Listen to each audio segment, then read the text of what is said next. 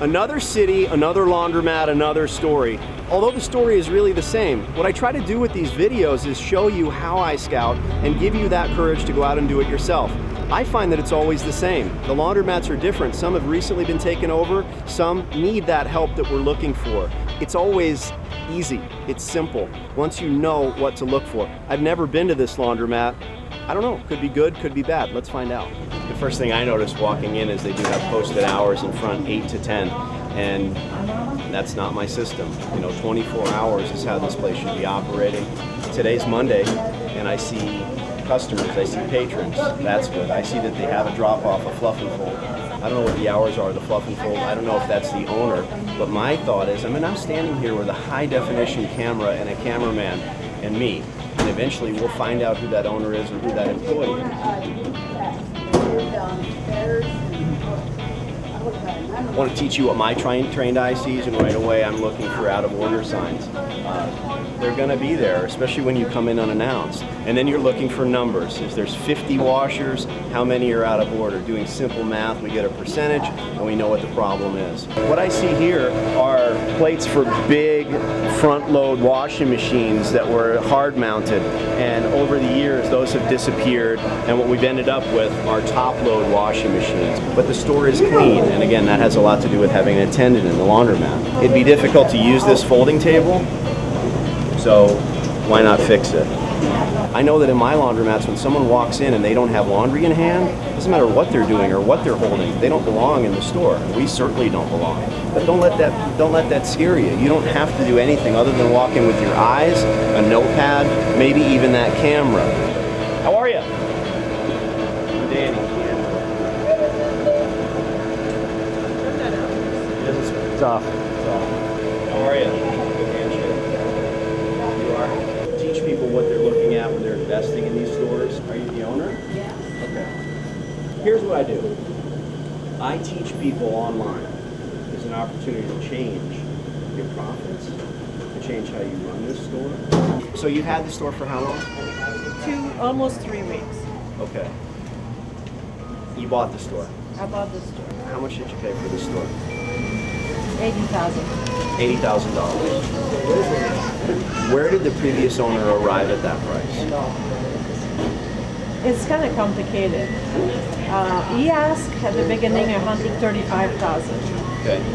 And then he lowered it to $120,000 because he bought it 14 months ago for $100,000, but he put $20,000 in. I love that.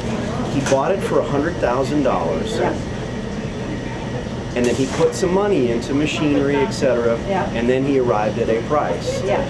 Diane, this is a business. Why do you want this business? Because it's a cash business. To make money. And for my boyfriend to retire within a year. So, this previous owner sold you a business based on what he paid, which he paid too much. And look, I'm not trying to hurt your feelings, okay? He paid too much to begin with. Then he turned around and he put some more money into it, and what it never did is made the profits that he saw would be there. Because we're all in business for money. It's not a dirty thing, but we're all here to make money. If he was making the profits that this potentially could be making, he would still be here and he wouldn't have sold it. That's all I'm trying to get across. Once a cash business goes for sale, someone's trying to sell you that bill of goods, all right? You're not lost here. You can get another store and another store and another store, and then once you have 5 or 6 stores, you'll make up the recuperation here. Like a lemonade stand. Imagine someone's trying to sell you a lemonade stand and you walk up and they say, look, I want to sell this business. What do you want to know? How much does it make? Because $10 worth of lemons and $5 worth of sugar, is it worth $15? Well, that's what I figured. You buy and sell businesses by a percentage of that. You know, 40 times earnings, etc. 40 to 50 times monthly earnings. So you want to be on the low end of that. If you said that's how he sold it, it would make sense. You know what I mean? If he said, well, I'm selling it 40 times earnings. Now let me jump to the next ridiculous conclusion. Imagine that I build a brand new laundromat. It's 5,000 square feet. I've got a 15-year lease. And it's all brand new stainless steel equipment. The equipment alone is worth $500,000. Is that laundromat worth $500,000? I didn't tell you where it was. What if that laundromat's on the moon? Well, nobody gets there. Yeah. There is no customer base, zero. You'll never make $1 because Neil Armstrong isn't putting coins in those machines.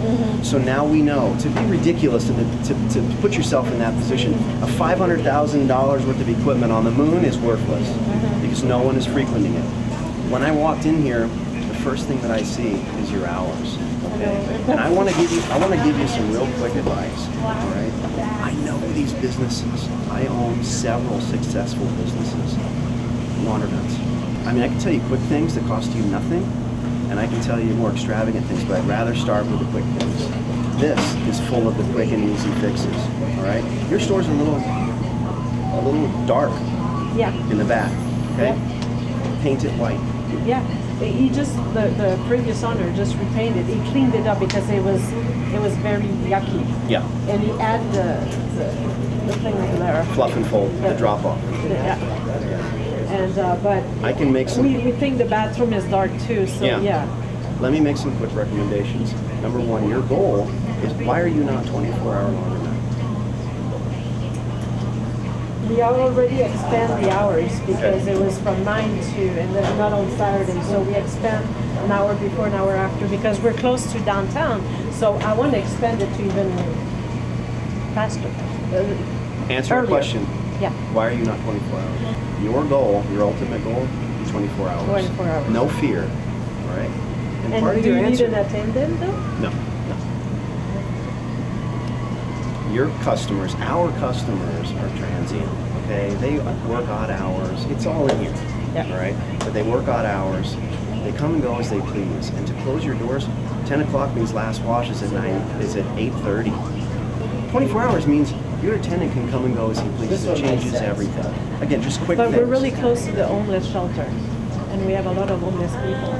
So if it's 24 hours, it would be people in the store. A phone to Denver police in the wintertime, every night they'll come through. They do it everywhere. They'll come through and they'll roust them out. Your cameras, you'll be able to see them, okay?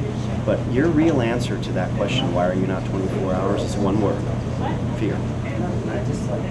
Look, when you open 24 hours, the extra cash that you make every month will make up for the occasional break-in and the occasional homeless. The way that you combat that is up to you. Don't live in fear. No, I don't. You know, it's about the money that you're going to make. But the best security is one customer in your store. One customer in your store. Paint the walls white. Hospital white. The next day, when you walk in, you'll go, wow, because these lights will bounce off those back walls. Yeah. Just a little bit of quick advice, you know, from me to you. I want you to go to the website. I want you to look me up. I want you to sign up for my newsletter, okay? And when I see that, very simple, free laundromat. I swear to you, you've already done this, the next one's going to be free. Okay. There's a very unique opportunity there to talk with an owner who just purchased her store, who just got a hold of that laundromat, asking those kind of questions of her, finding out how she got it, where she got it, why. There's a previous owner out there that was so happy to have sold her that laundry for $80,000. And it's sad, but she asked me when the camera was off, so did I do well? And I said, well, do you think you did well? She says, yes. And I said, you didn't. I'm very blunt, but I tell her no, because you should have gotten it for free. And your customer that comes in at 3 a.m. that sees the homeless, can help it, they don't want to be here because they're here. And that's, I see red. You know, if you're not doing laundry, you're out. Just the way you walked up to us, that's perfect. I was scared.